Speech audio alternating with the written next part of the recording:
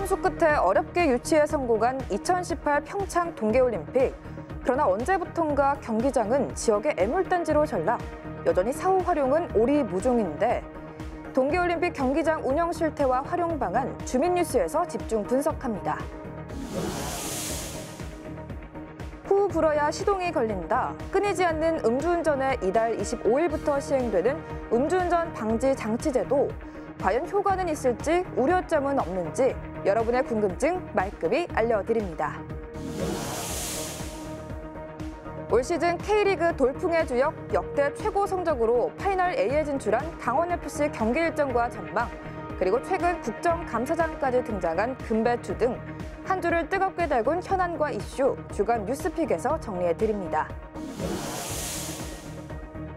도내 곳곳에서 잇따르고 있는 일종 가축 전염병인 럼피스킨병 발생 상황부터 정부의 고용위기 지역 지정 발표에 촉각을 곤두세운 폐광 지역 분위기까지 영동과 영서 지역 주요 소식 네트워크 현장에서 전해드립니다. 한 달 앞으로 다가온 2025 대학 수학 능력 시험. 이슈토크에선 강원교육수장 신경호 교육감과 함께 안정적인 응시 환경 점검을 비롯 우리 교육의 주요 현안에 대해 알아봅니다. 시청자 여러분 안녕하십니까? 뉴스 그 이상의 뉴스, 주요 뉴스쇼 김민곤입니다. 오는 2029년 춘천시 고은리로 이전하는 강원도 신청사의 청사진 드디어 공개됐습니다. 도청 신청사 건립사업의 이 국제설계 공모 결과 당선작은 천년 강원특별자치도를 대표하는 청사로 결정됐는데요. 경복궁과 같은 형태로 광장과 본청, 그리고 의회 등이 하나로 연결돼 통합의 메시지를 담았습니다. 다만 신청사 위치상 접근성 면에서 제약이 우려되는 가운데 지역 발전 효과를 누리기 위해선 신청사와 연계된 주변 도시 계획이 중요하다는 지적이 있습니다. 모쪼록 강원도청의 신청사가 우리 지역에 활력을 불어넣는 새로운 랜드마크로 우뚝 서길 바랍니다. 자, 그럼 한 주간의 주요 뉴스 속 현안과 이슈를 빠르고 쉽게 짚어보는 주요 뉴스쇼, 지금 시작하겠습니다.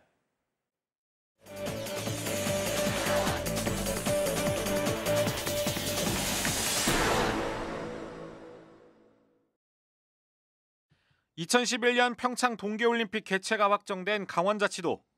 삼수 끝에 유치에 성공한 만큼 준비된 올림픽 개최 도시라 자부했습니다. 개최 약정 후 13년이 지난 현재 올림픽의 영광은 사라지고 활용 방안을 잃은 올림픽 경기장만 애물단지로 남았습니다. 올림픽 경기장 사후 활용 문제는 이미 예견됐던 문제였습니다.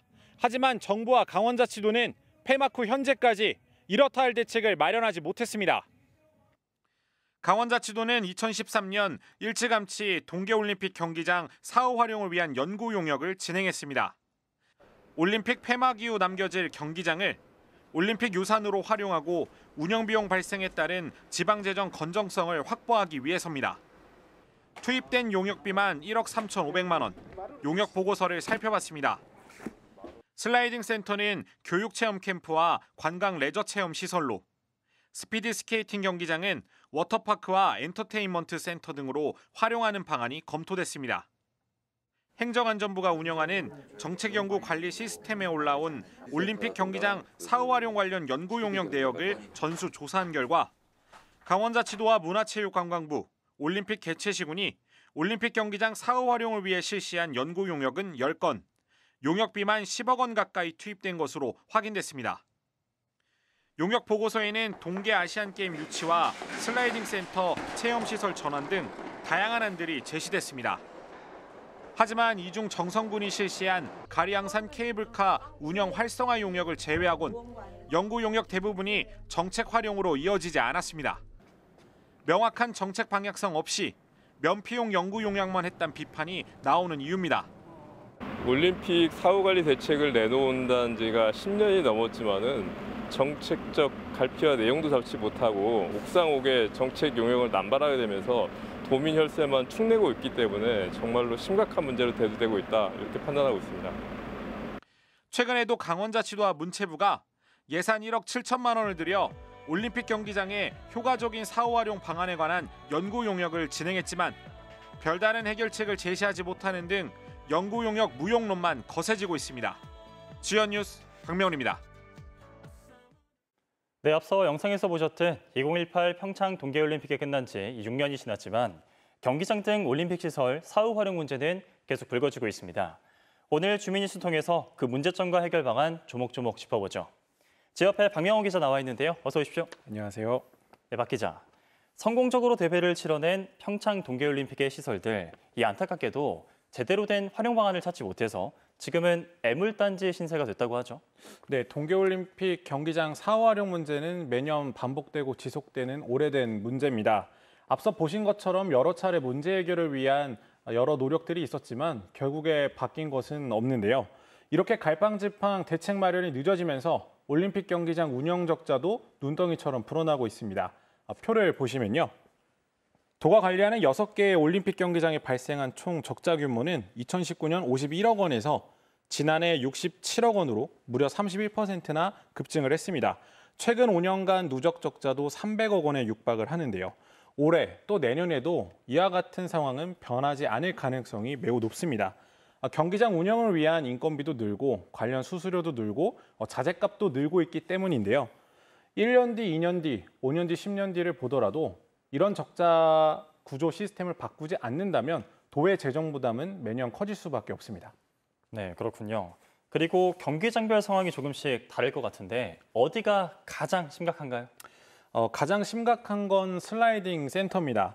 2018 평창 동계올림픽 당시에 우리나라 윤성빈 선수가 스켈레톤 종목에서 아시아 최초로 금메달을 따냈는데요. 그 이후로 슬라이딩 센터와 스켈레톤 종목에 대한 국민적 관심이 매우 뜨거웠지만 현재는 가장 큰 적자를 가지고 있는 경기장 중 하나로 전락하고 말았습니다. 표를 보시면요. 지난해 기준 슬라이딩 센터는 24억 300만 원의 적자를 보이면서 강원 지역 올림픽 경기장 중 가장 큰 적자를 기록을 했습니다. 이어 스키 점프대와 바이애슬론, 크로스컨트리 경기장이 모여있는 스포츠파크는 19억 2,200만 원, 하키 센터는 14억 500만 원, 스피드 스케이팅 경기장은 10억 1,400만 원의 적자를 나타냈습니다. 네, 그런데 이런 경기장이 한두 푼이 드는 시설도 아니고 이 사후 활용 계획 세웠을 것 같은데 어떻습니까? 네, 우선 슬라이딩 센터는요. 당초 65억 원의 예산을 투입해서 일반인들을 위한 체험시설로 만들겠다라는 계획을 발표했지만 최근 안정성에 문제가 있다는 판단이 제기되면서 사업 자체가 무산이 됐습니다. 이미 설계 등에 투입된 예산들도 받을 길이 없는 상태여서 세금 낭비가 아니냐는 비판도 제기되고 있는데요. 스피드 스케이팅 경기장 역시 과거부터 테니스장과 컨벤션 센터, 또 영화 제작 공간으로 다양한 활용 방안이 제시됐지만 현재는 개점 휴업인 상태입니다. 이러다 보니 스피드 스케이팅 경기장의 경우 운영 수익 현황을 보시면 2020년 5억 8,700만 원이던 운영 수익이 지난해 4,500만 원으로 10분의 1 수준으로 급락하고 있습니다. 사실상 현재는 경기장 재빙도 하지 않고 있어서 무용지물로 방치되고 있는데요. 경기장 건립과 운영에 수천만 원의 예산을 쓰고도 마땅한 활용 방법을 찾지 못하면서 도의회에서도 관련 우려와 비판의 목소리가 터져 나오고 있습니다. 인터뷰 보고 오시죠. 사실 활용하기가 상당히 어려운 부분에 처해 있습니다. 용역 결과도 부실하게 나왔고 이러한 부분들을 조금 더 세밀하게 하기 위해서는 전문가의 컨설팅을 받아서 우리 도가 새로 좀 진단을 받아보는 것이 좋지 않나 이렇게 보고 있습니다. 우리 대한민국 국민이 염원해서 치러진 세계적인 축제라고 생각을 합니다. 올림픽 이후에 그 올림픽 유산들에 대해서는 우리 지방에서 이렇게 관리할 것이 아니라 중장기적으로는 어떤 법률 제정이나 개정을 통해서 네, 그렇다면 우리보다 앞서서 동계올림픽을 진행했던 이 도시들은 이 경기장 사후 활용 어떻게 진행하고 있나요? 네, 그래서 저희 지혜원 방송 취재진이 동계올림픽 개최 도시인 캐나다 밴쿠버와 미국 솔트레이크 시티를 직접 다녀왔습니다. 밴쿠버의 경우 2010년 올림픽이 열린 뒤에 슬라이딩 트랙을 일반인에게 개방을 했습니다. 일반인 시민을 위한 체험시설로 조성하기 위해서인데요. 바퀴가 달린 특수 제작 설매로 일반인들도 쉽게 동계 스포츠를 경험할 수 있도록 해서 여름 시즌에만 7천여 명이 넘는 시민들이 다녀갔다고 합니다. 또 스키 점프 등 경기가 열린 올림픽 파크는요. 캠핑장이 조성돼서 다양한 관광객들을 현재까지도 계속 유치하고 있다고 합니다. 솔트레이크 시티도 마찬가지인데요. 슬라이딩 센터는 일반인 체험시설로 운영하고 있고 경기장 곳곳을 개조해 스포츠 체험 시설로 재탄생시켰습니다. 또 전문 선수들의 훈련 장소로도 꾸준히 이용하고 있어서 경기장 본연의 기능과 관광 상품으로서의 역할을 모두 충실히 수행하고 있다라는 평가를 받고 있습니다. 네, 해외에선 경기장이 굉장히 효율적으로 잘 운영이 되는 것 같습니다. 우리나라와 비교해서 어떤 차이점이 있는 건가요? 네, 바로 정부의 적극적인 지원입니다. 밴쿠버와 솔트레이크 시티 모두 올림픽 폐막과 함께 정부가 기금을 조성해서 올림픽 경기장 사후 활용에 예산을 적극 투입해 줬는데요. 이후 또 공익재단을 만들어서 전문성 있게 경기장과 올림픽 유산 사업들을 유지, 관리할 수 있도록 했고요. 이런 노력 끝에 미국 솔트레이크 시티의 경우에는 오는 2034년 동계 올림픽을 다시 한번 유치하는 역사를 만들어내기도 했습니다.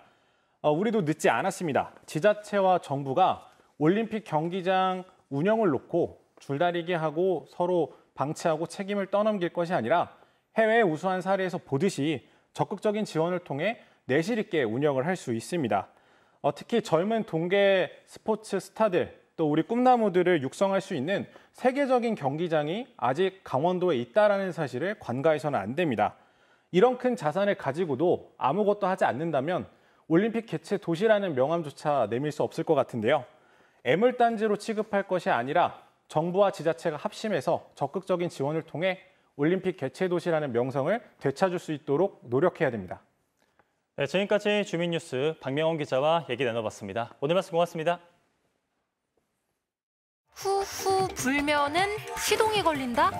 음주운전은 이제 누구나 알고 있는 위험한 범죄인데요. 그런데도 여전히 음주운전 사고는 끊이질 않고 있죠. 특히 최근 5년간 음주운전 사고의 40% 이상이 재범자들에 의해 발생했다는 통계는 큰 충격을 주고 있습니다. 그래서 이를 방지하기 위한 새로운 제도가 이달부터 시행된다는 사실 알고 계셨나요? 이 차량 달리던 속도 그대로 승합 차량을 덮칩니다. 사고 여파로 승합차 앞부분은 심하게 파손됐고 승합 차량에 타고 있던 일가족의 일상도 무너졌습니다. 가장인 34살 승합차 운전자가 숨졌고 3살과 5살 어린 자녀 2명과 아내와 장인 장모까지 크게 다쳤습니다. 역주행한 23살 승용차 운전자도 숨졌는데 홀로 음주운전을 한 것으로 드러났습니다. 국립과학수사연구원의 혈액 감정 결과 혈중 알코올 농도가 0.08% 이상인 면허 취소 수준이 나온 겁니다. 매년 줄지 않는 음주운전에 무고한 시민들의 희생이 계속되고 있는데요.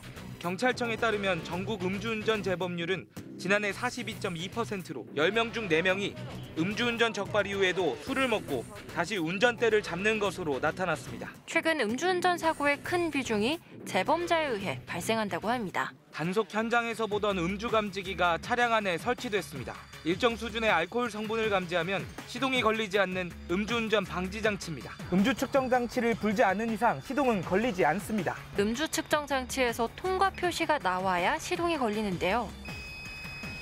바로 이달 25일부터 이 음주운전 방지 장치 부착 의무화가 시작됩니다. 모두가 부착해야 하나요? 아닙니다. 최근 5년 이내에 2회 이상 음주운전으로 적발된 운전자는 자동차에 음주운전 방지 장치를 부착해야만 운전이 가능해집니다. 이 장치는 운전자가 시동을 켜기 전 호흡 검사를 통해 알코올 성분이 검출되지 않아야 시동을 걸 수 있는 시스템입니다. 여기서 궁금한 점이 생기는데요. 다른 사람이 불면 어떻게 해요? 장치 비용은 얼마나 되고 누가 부담하나요? 이 장치 설치에 대한 비용은 사용자 본인이 직접 부담해야 하고 음주운전 방지 장치를 조작, 변경할 경우 3년 이하의 징역 또는 3천만 원 이하의 벌금형에 처할 수 있다고 하는데요. 만약 타인이 대신 불어서 시동을 거는 행위를 했다가 적발될 경우 1년 이하의 징역 또는 300만 원 이하의 벌금형이 내려질 수 있다고 합니다. 음주운전으로 해서 재판을 받는 중에도 다시 또 음주운전을 하셔가지고 가중처벌을 받으시는 분이 꽤 많이 계세요. 결국은 개인의 어떤 의지만으로 해결되지 않는 게 있기 때문에 이 제도는 음주운전자의 재범을 방지하고 도로 안전을 강화하기 위한 조치입니다. 하지만 일상에서 이 제도가 어떤 반응을 일으킬지 그리고 얼마나 효과적으로 작동할지는 아직 지켜볼 부분이 많은데요. 음주운전 방지 장치 도입을 둘러싼 비용과 장비 설치 문제에 대한 논란도 있지만 업계에선 이를 도입할 필요성이 크다고 보고 있습니다. 무엇보다 음주운전 재범 방지와 관련된 기대가 크기 때문이죠. 음주운전은 우리 사회가 함께 해결해야 할 중요한 문제입니다. 운전대를 잡기 전 한 번 더 생각하는 작은 변화가 필요하겠죠. 음주운전 방지 장치 도입이 앞으로 음주운전 근절에 어떤 영향을 미칠지 과연 여러분은 어떻게 생각하시나요?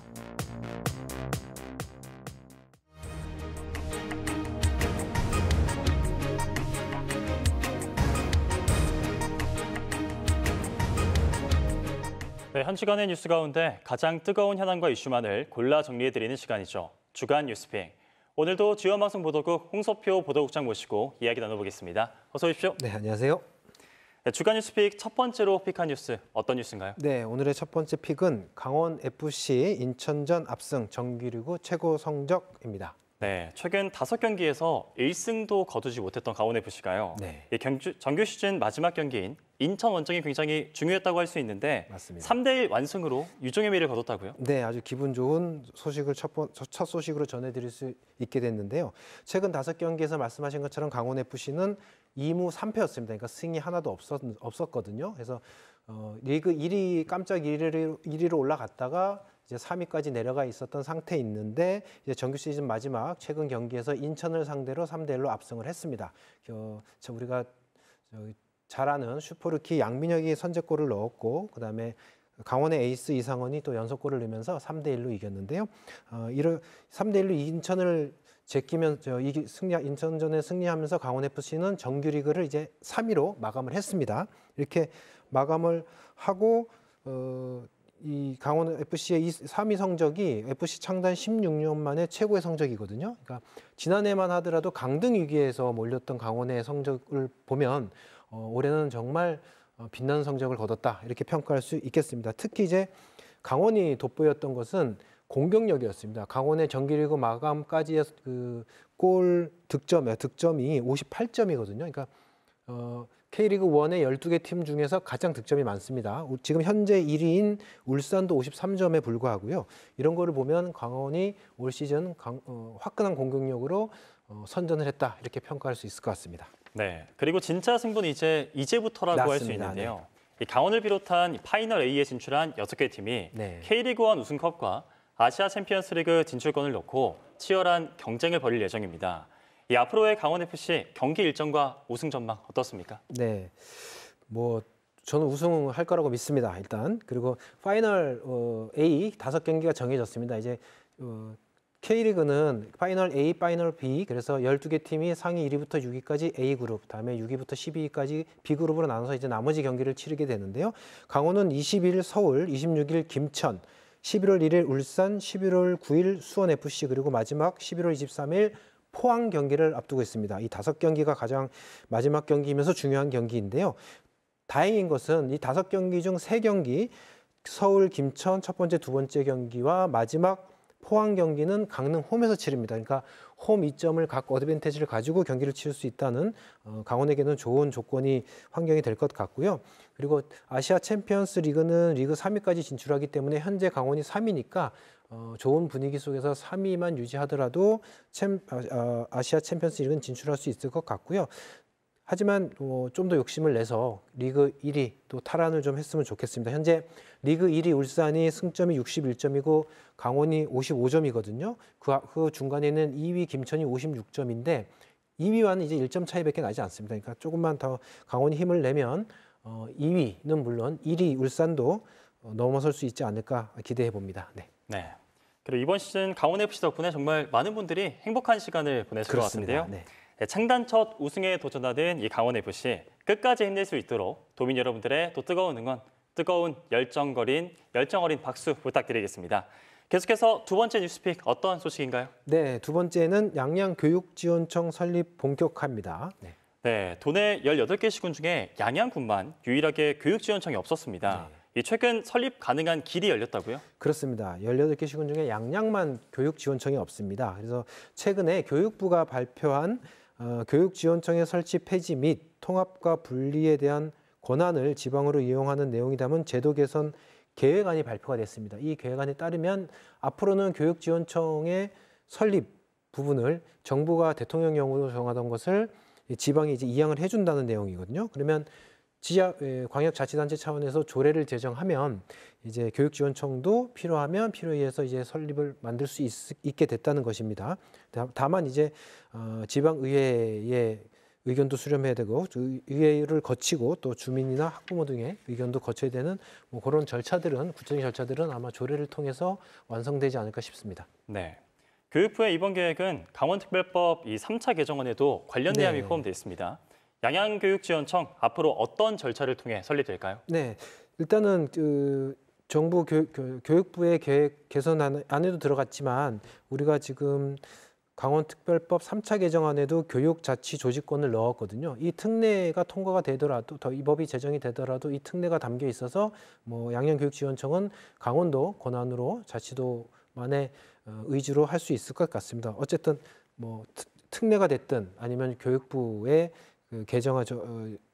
제도 개선안에 따라서 하든 뭐 강원도가 조례 제정이나 이런 절차들만 갖추면 뭐 빨리 양양교육지원청이 만들어질 수 있을 것 같습니다. 네. 네, 교육지원청 설립을 계기로 양양 지역 학생들에게 더 나은 교육 환경이 제공되길 바라보겠습니다. 네네. 자, 주간 뉴스픽 다음으로 픽한 뉴스 어떤 뉴스인가요? 네, 다음은 대포항 유람선 사업 어민 갈등 격화입니다. 네, 최근 속초 대포항이 시끌시끌하다고 합니다. 맞습니다. 유람선 사업을 둘러싸고 갈등이 고조되고 있다고 하는데 이유가 뭘까요?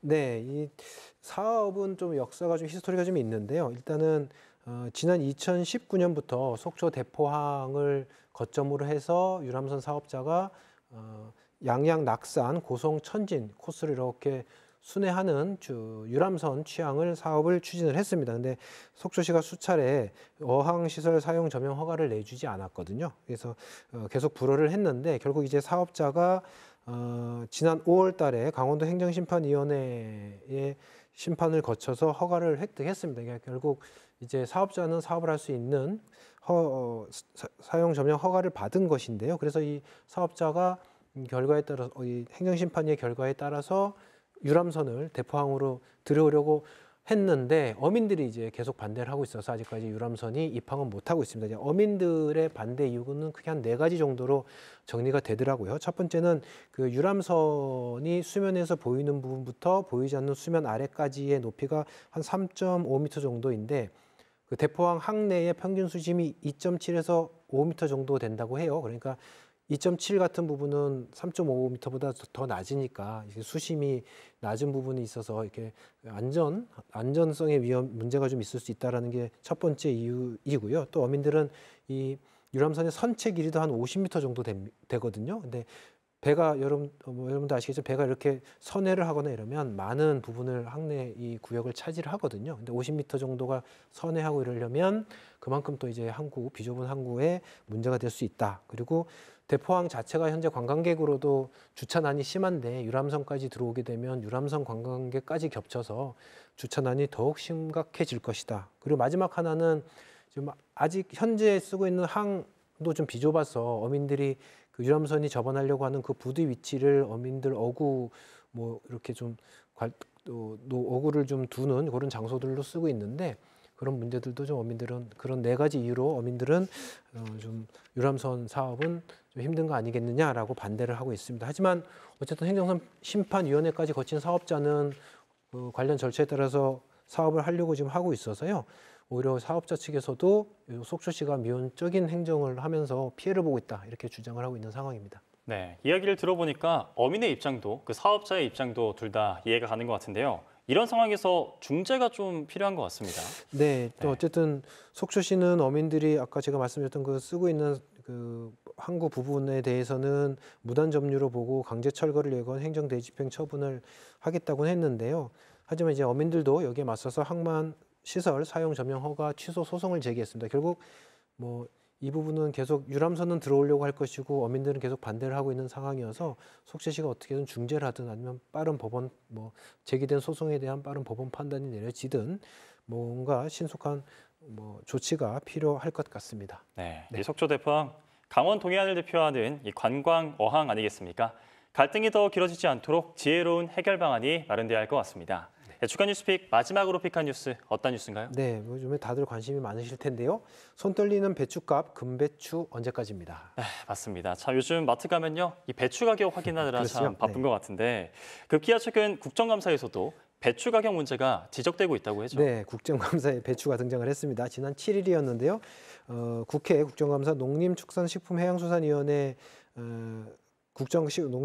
국정감사에서 정부를 원래 보통 국감에서는 이제 여당 의원들은 정부를 감싸고 야당 의원들을 공격하는 게 일반적인데 오히려 이 국감에서는 정부 배추 문제로 여당 의원들이 더 많이 정부를 질타를 했습니다. 특히 이제 박덕흠 의원 같은 경우는 배추를 국감장까지 갖고 와서 테이블에 올려놓고 정부는 배추 등 농산물 가격이 안정될 것이라고 했는데 예측을 잘못한 것 같다. 그리고 이렇게 질타를 했고요. 그래서 지금 한국농수산식품유통공사가 집계한 배추 한 포기 평균 소매 가격을 보니까요. 지난달 27일 9,963원. 이게서 이때 배추 한 포기 10,000원 얘기가 이때 나왔었거든요. 근데 지난 4일 정도 보니까 또 8,848원까지 조금 떨어지긴 했는데 아직도 평년이나 작년보다는 매우 높은 수준이다 이렇게 볼 수 있겠습니다.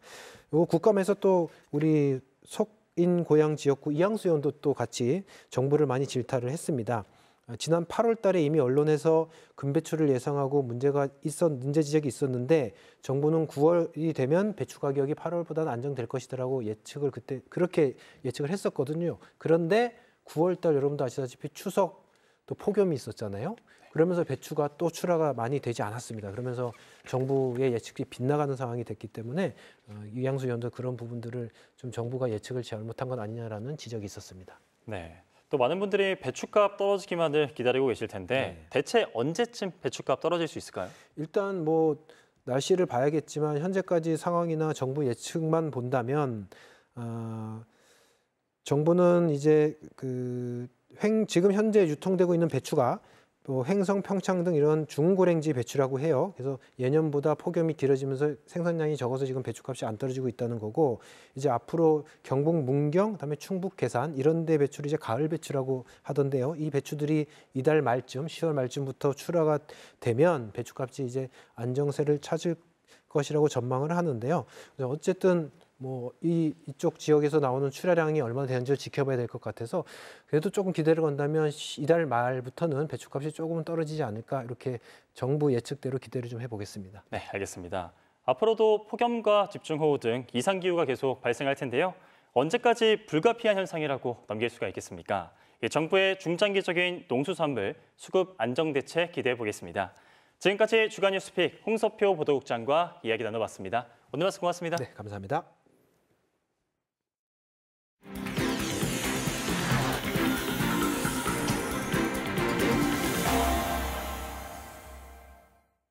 한 주간의 뉴스쇼, 현안과 이슈를 빠르고 쉽게 짚어보는 지원 뉴스쇼. 지금 함께하고 계신 시각 7시 13분 지나고 있습니다.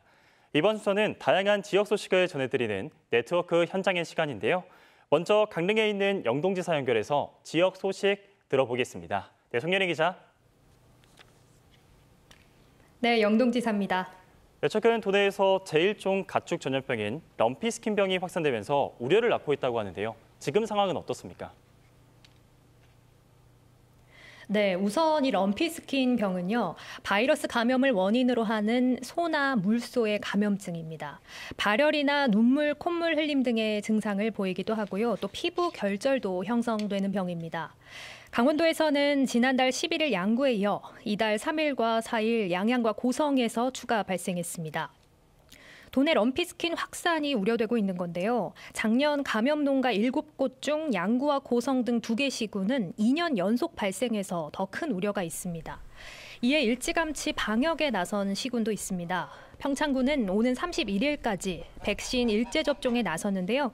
백신 접종 대상은 1,700여 마리로 여기에 50마리 이상인 전업 축산 농가를 대상으로 백신 배부와 또 접종 방법 등의 교육도 실시한다는 방침입니다. 도내 소 사육 농가는 6,400여 곳으로 26만 8천여 마리를 기르고 있습니다. 18개 시군 가운데 횡성과 홍천, 철원 순으로 많습니다. 농장주들은 개인 방역에 한계가 있다는 입장인 가운데 정부와 각 지자체에서는 긴급 백신 접종 등의 대책 마련에 나섰습니다. 네, 다음으로는 공보위 파견 사태에 대해서 짚어보도록 할 텐데요. 정부가 의대 정원 문제로 촉발된 의료 공백을 메우기 위해서 지역의 공중보건의사를 상급 종합병원에 파견해서 그 비움을 공백을 메꾸고 있는데요. 이 소식 전해주시죠. 네, 맞습니다. 말씀해 주신 것처럼 전공의 이탈이 장기화되면서 도내 시군별로 의료 취약지에 있는 공중보건의들을 상급 종합병원에 파견하고 있는 겁니다. 대형 병원의 의료 공백을 우선 채우겠다는 취지긴 하지만 지역에서는 의료난이 점점 더 가중화될 것이라는 우려도 나오고 있습니다. 도내에서는 삼척과 고성, 정선 등 14개 시군에서 공보의 10여 명을 추가 차출해 상급 종합병원에 파견하기로 했습니다. 이들은 서울대병원과 국립중앙의료원 원주 세브란스 기독병원 등 상급병원 3곳에서 근무하게 됩니다. 도내 의과 공보의 16%가 파견 근무로 한 달여 기간 동안 자리를 비우게 되는 건데요. 정부는 불가피한 조치라는 입장이지만 또 다른 의료 공백이 발생하는 것에 대한 고민은 없었다는 비판이 따르고 있습니다. 네, 그럼 마지막으로 문화 소식 알아보겠습니다. 강릉에서 2024 국가유산 미디어 아트가 화려하게 개막했다고요? 네, 그렇습니다. 지금 강릉 대도호부 관아에서는 지난 토요일부터 2024 국가유산 미디어 아트가 개막해 한창 진행 중입니다. 말 그대로 미디어 아트와 문화재를 접목해서 현대적으로 재해석한 건데요. 올해 강릉 미디어 아트는 빛으로 만나는 유토피아라는 주제로 진행되고 있습니다. 조선시대 지성인 율곡 이이와 교산 허균이 꿈꾸던 이상향을 미디어 아트로 구현한 건데요. 강릉 대도호부 관아 7사당과 또 이명관 산문 등의 구역에 빛을 쏘고 미디어 아트를 구현해서 이들의 정신을 기렸습니다. 국가유산청 공모사업으로 추진되는 이 사업은 국가유산의 디지털 미디어 기술을 접목해서 국가유산이 지닌 문화적 가치를 시민과 관람객 모두가 체험하고 향유할 수 있도록 미디어 아트를 기반으로 하는 국가유산 활용 사업입니다. 미디어 아트와 관련된 다양한 아티스트들 20여 명이 참여해 저마다의 개성을 녹여낸 공연 작품들이 관람객들로부터 호평을 받았는데요. 특히 올해는 관객이 직접 참여하는 인터랙티브 아트가 큰 인기를 끌었습니다. 2024 국가유산 미디어 아트 강릉 대도호부 관아는 오는 27일까지 계속 진행됩니다. 지금까지 영동지사에서 전해드렸습니다.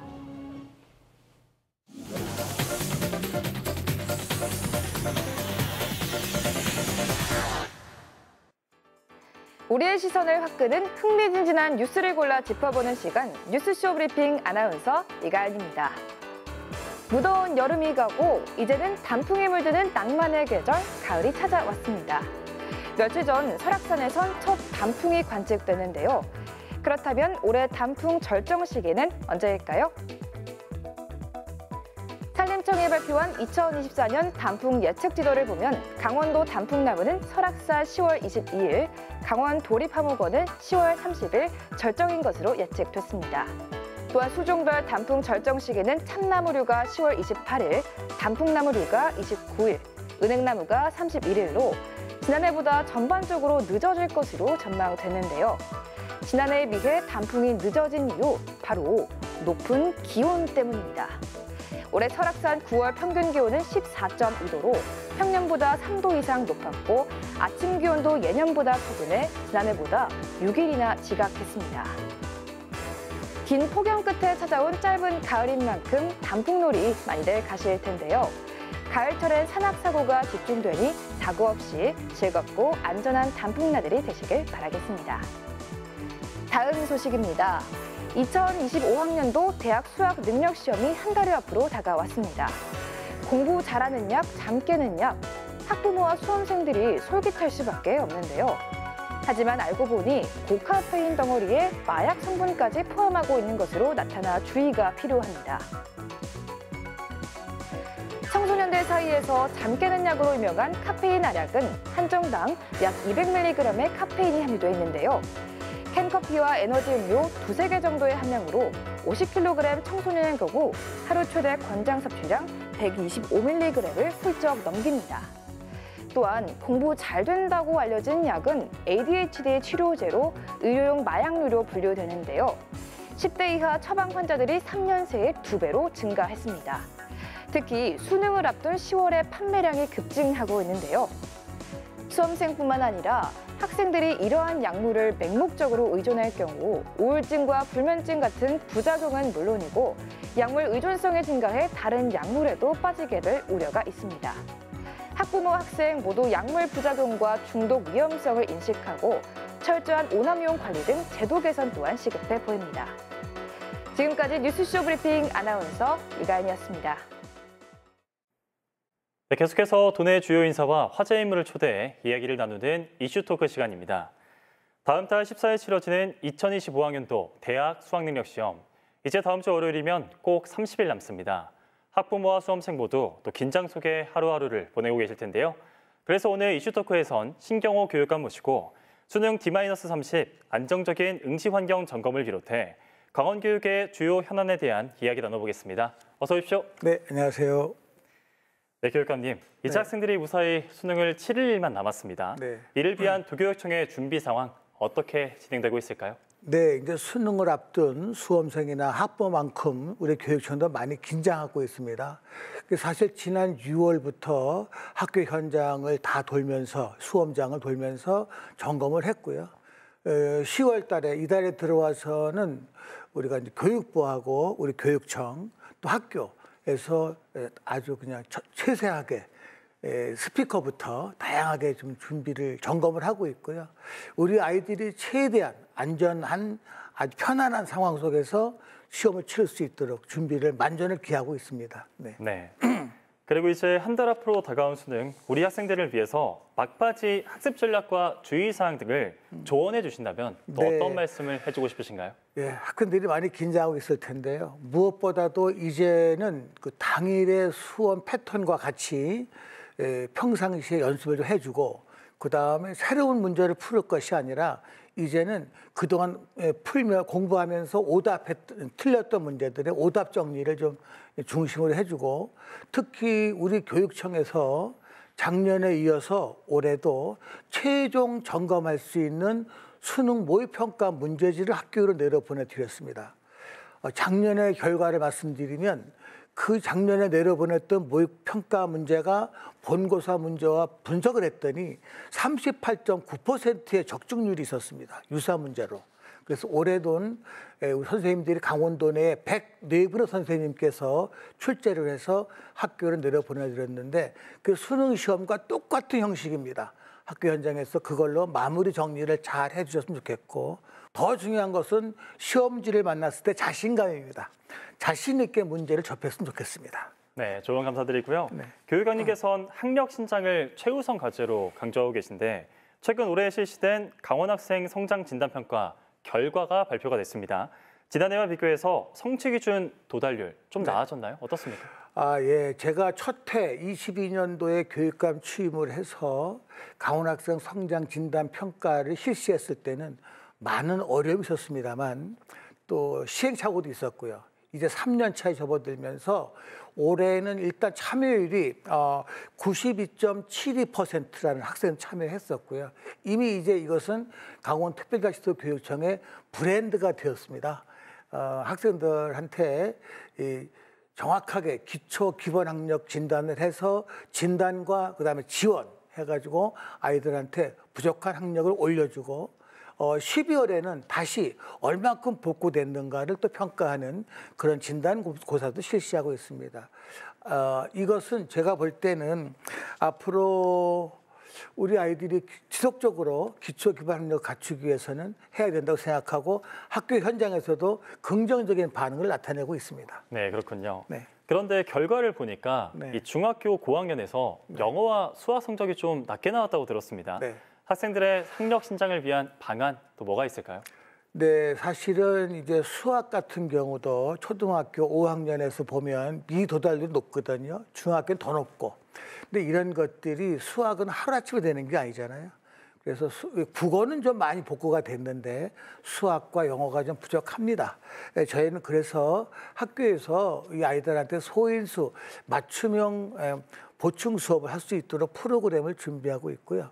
또 학습 조력 자료에서 1:1 지도도 가능하게 하고 있고, 또한 학급 내에서 동료 학생이 서로 가르쳐주는 그러한 스스로 공부하는 선생님, 수공쌤이라는 제도를 운영을 해서 가르쳐주고 협력학습을 하고 있습니다.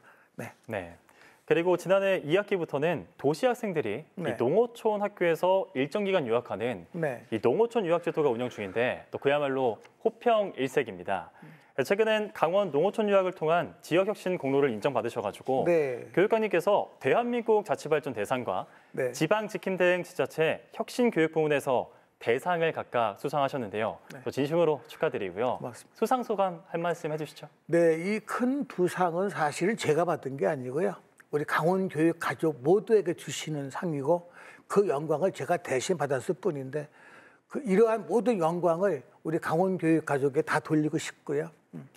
선생님들이나 행정직이나 모든 교육 가족이 그 맡은 바 자기 자리에서 최선을 다해서 아이들을 보살펴 주시고 노력해 주신 덕분이 아닌가 생각합니다. 네. 죄송합니다. 그리고 농어촌 유학 제도는 도내 학령 인구 감소 위기를 타파하기 위한 대안 중에 하나인데요. 네. 학령 인구 감소는 그 지역의 위기라고 할 수가 있겠습니다. 이에 강원도 교육청이 농어촌 유학뿐만이 아니라 학령 인구를 늘리기 위한 대책을 세웠다고 들었는데요. 네, 농어촌 유학을 통해서 현재 강원도에 많은 학생들이 농어촌 유학을 오고 있지만 또 학교 나름대로 특성 있는 그런 교육과정을 운영을 할 수 있도록 하고 특히 직업기고등학교를 이제 활성화하고 있습니다. 그래서 내년부터는 해외에서 우수 학생을 강원 특별자치도로 유학을 올 수 있게끔 해서 강원도 유학을 와서 자격증을 따고 그 지역의 유관기관에 취업을 해서 강원도에 정주하는 그런 목표를 해서 지금 해외 유학생도 유치하려고 하고 있고요. 저희가 지금 제가 교육감 취임해서 2년 동안에 직업기고등학교를 미래지향적으로 15개 고등학교에 23개 학과를 개편을 했습니다. 구체적으로 이제 보고 말씀을 드리면 네. 강릉중앙고등학교는 작년에 개편한 반도체과에 이어서 올해는 로봇과 바이오과, 해양건설과를 더해서 전면 재구조화를 했습니다. 그리고 내년에는 강릉시청과 함께 협약형 특성화고등학교를 도전할 계획입니다. 또 농업기고등학교인 홍천농업고등학교에는 스마트 동물 생명과를, 그리고 원주에 있는 영서고등학교에는 스마트 팜학과를 전면 개편할 계획입니다. 네, 이렇듯 다방면에서 노력하고 계신데 최근 또 사회적 이슈죠. 교권 침해 등으로 교사들의 조기 퇴직이 늘고 있는 상황입니다. 교권 보호책에 대한 필요성이 커지고 있다고 할 수 있는데 교사들의 교육활동 보호를 위한 대응책 뭐가 있을까요? 예, 참 저도 많이 안타깝습니다. 제가 지난 5월 달에 교육활동을 심각하게 침해한 학부모를 교육감 명의로 경찰에 형사고발한 적이 있습니다. 저희는 선생님들이 그 교육활동을 하는 데 있어서 악성 민원인을 조기에 차단하기 위해서 노력을 하고 있고요. 또 선생님들이 어떤 그 송사에 걸렸을 때는 변호사를 대동시켜서 초기부터 경찰 조사부터 선생님에게 심리적 안정감을 드리려고 노력을 하고 있고 선생님들의 교권 보호를 위해서 최선을 다하고 있다고 말씀드리겠습니다. 네, 또한 사회적 이슈로 떠오른 딥페이크 피해 문제에 대해서도 이야기 한번 나눠보겠습니다. 이게 교육 현장에서도 나타나다 보니까 여러 우려들이 나오고 있는데 아무래도 초기에 어떻게 잘 대처하냐가 중요할 것 같습니다. 강원도 교육청 어떤 대책을 가지고 있나요? 네, 사실 그 딥페이크라고 하는 것이 디지털이 발달되면서 또 앞으로 우리가 내년부터는 디지털 교과서가 도입되잖아요. 학생들이 쉽게 빠져들 수 있는, 쉽게 접할 수 있는 그런 상황이라서 저희도 많이 지금 고민을 하고 있는데 제가 얼마 전에 대한민국 방송통신심의위원회라고 있습니다. 거기하고 MOU를 맺었습니다. 거기는 어떤 기관이냐 하면 이 딥페이크라든가 또 SNS상 어떤 그 위협을 당했을 때에는 신고만 하면 바로 거기서 신원 보증되는 상황에서 영상물을 제거해주고 또 접속을 차단해주는 그런 역할을 해주고 형사적인 건 묻지 않습니다. 우선은 거기에 우리가 신고를 하도록 지금 적극적으로 홍보하고 있습니다. 1377에 플러스 3번입니다. 그리고 의대 증언과 관련돼서도 한번 이야기해볼까 합니다.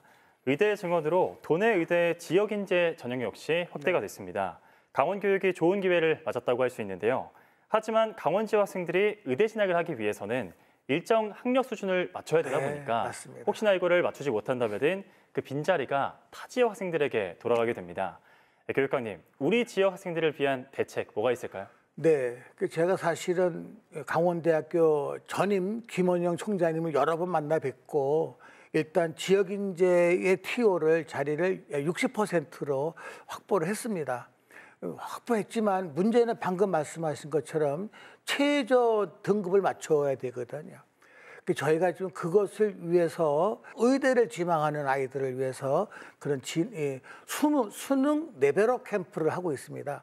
특히 대도시가 아니라 18개 시군 중에서 군단위 학원이 넉넉지 않고 공부를 더 하고 싶어도 할 수 없는 아이들을 위해서 그런 지역을 중심으로 해서 수능 레벨업 캠프를 차려서 가르치고 있고요. 또 그거 말고도 제가 의대에 대해서는 의대는 면접시험을 보거든요. MMI라고. 그것도 지금 우리가 교육청에서 제공하고 있고, 그다음에 또 온라인으로 10주간 진행될 쌍방향 온라인 수능 특강도 하고 있습니다. 그렇게 이 밖에도 의대 진학 설명회라든가 전략 과목 주말 동행, 주말마다 그 거점 고등학교에서 주말 동행 특강도 하고 있습니다. 이렇게 해서 우리 아이들한테는 다양하게 의대, 한의대, 치대, 의학계열을 진학할 희망하는 아이들한테 다양한 프로그램을 제공하고 있다. 이렇게 말씀드리겠습니다. 네, 또 그런 여러 교육 프로그램을 학생들이 잘 누려봤으면 좋겠네요. 네, 저도 그 현장 갔다 왔거든요. 정말 열심히 합니다. 네. 지난 강원특별법 2차 개정 당시에 이 교육 특례가 3개밖에 반영되지 못해 아쉬움이 컸다고 들었습니다. 강원특별법 3차 개정안이 국회에 이제 발의가 됐는데요. 강원교육청이 3차 개정안에 반영된 이 교육 특례 어떤 내용이 있을까요? 네, 말씀하신 것처럼 지난 2차에서 3가지밖에 안 됐잖아요. 그중에 특히 우리가 강원형 농어촌 유학 특례에 대해서 사실은 그래서 현재 116명의 학생이 참여해서 부모까지 같이 오니까 한 350여 명 정도가 확실하게 강원도에 유입을 했습니다. 지난 그 9월 말에 국회에서 공동 발의된 3차 개정안에는 5개를 올렸습니다. 예, 그 중에 하나가 교육자치조직권입니다. 이것이 되면 양양교육지원청을 설립할 수 있는데 사실은 이제 이것이 대통령령에서 조례로 바뀌었습니다. 그래서 저희가 이제는 특별법이 통과되지 않더라도 조례를 개정을 해서 빠른 시일 내에 양양교육지원청을 설립할 수 있고요. 그 다음에 이제 글로벌 인프라를 구축하고 국제적 인재를 키우기 위한 글로벌 교육도시 지정 및 국제학교 설립 특례를 추진하고 있습니다. 그런가 하면은 또 강원도에 자율형 고등학교가 있거든요. 그 자율학교, 강원형 자율학교의 교육과정 권한에 대한 권한 확보를 위한 특례를 5가지를 현재 추진하고 있는데 잘 되리라 믿습니다. 네, 그럼 끝으로 수험생을 비롯해서 강원도의 모든 학생 그리고 학부모님들께 전하고 싶은 말씀이 있다면 한 말씀 부탁드리겠습니다. 네, 우리 학생들이 12년간 그야말로 형설의 공을 쌓아왔습니다. 이제 학생과 학부모님 모두 학교와 선생님을 믿고 스스로 성장할 수 있다는 자신감을 가지면 공교육만으로도 학력을 충분히 충족시킬 수 있도록 모든 지원을 다하겠습니다. 학생과 학부모님께서도 학교와 선생님이 정당한 교육활동을 마음껏 펼칠 수 있도록 많은 관심과 응원을 주시고요. 이번 수능을 앞둔 학생들 수능 당일날 최고의 컨디션으로 최고의 실력 발휘하기를 바라겠습니다. 감사합니다. 네, 수험생 여러분, 12년이라는 긴 시간, 이 마라톤의 끝이 머지않았습니다. 지금껏 열심히 달려오느라 몸도 마음도 지쳤을 텐데요. 남은 한 달 끝까지 힘내서 좋은 결과 얻길 바라보겠습니다. 또 교육감님, 수험생을 비롯해서 이 강원도의 모든 학생들이 또 마음껏 도전하고 또 희망을 펼칠 수 있도록 끝까지 힘써주시기 바라겠습니다. 고맙습니다. 모든 학생 고맙습니다. 네, 감사합니다. 네, 또한 혼신의 힘을 다해야 하는 건 수험생뿐만이 아닙니다. 오늘 밤 11시 홍명보 감독이 이끄는 축구 대표팀이 요르단 암만에서 원정 경기를 치르는데요. 우리가 상대할 요르단은 올해 초 아시안컵 4강에서 2대0 완패를 안기면서 클린스만 감독 경질 사태를 촉발시켰습니다. 과연 태극전사들은 부상으로 빠진 손흥민의 빈자리를 메우고 아시안컵 패배의 수모를 갚을 수 있을지 오늘 밤 여러분의 뜨거운 응원 필요합니다. 뉴스 그 이상의 뉴스, 지원 뉴스소. 저희가 준비한 소식은 여기까지입니다. 편안한 저녁 시간 보내십시오. 고맙습니다.